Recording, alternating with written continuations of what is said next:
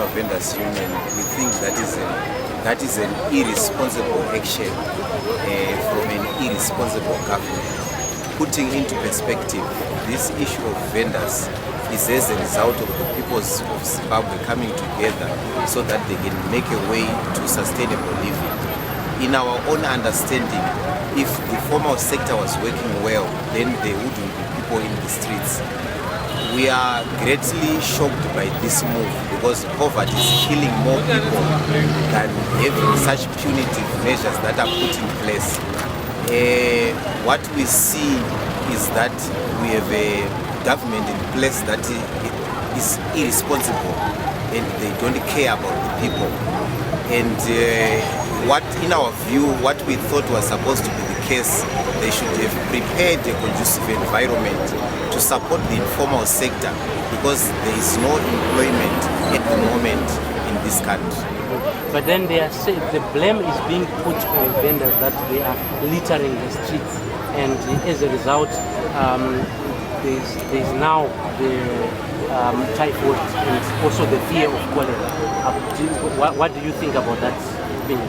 I think those are cover-up issues. This could probably be a way of just trying to hinder people from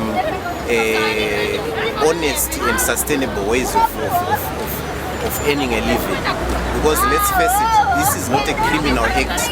People are surviving out of selling things and they are getting even support from the public because people are buying those things every day.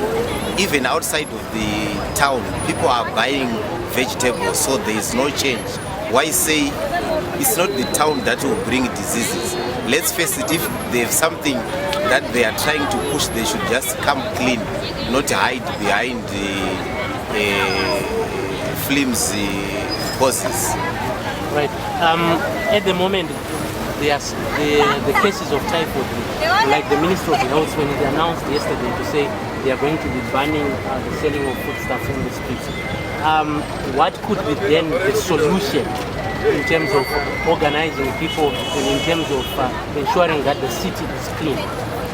In our view, this is an evil move. What we actually thought would be the case, the government at the moment should be concentrating on finding ways of helping the informal sector, how they can create conducive environments, and before taking such an extreme measure, the city should have sat down and see how these people can be supported.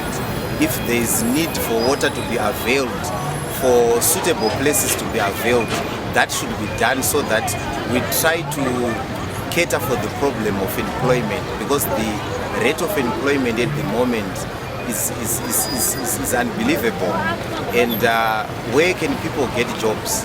How can people afford rentals? How do they put their children in school? Schools are about to open, and literally the government wants to let people look at their children starved to death and have their children sent out from school. So it's an evil move that will actually kill more people than bring solution.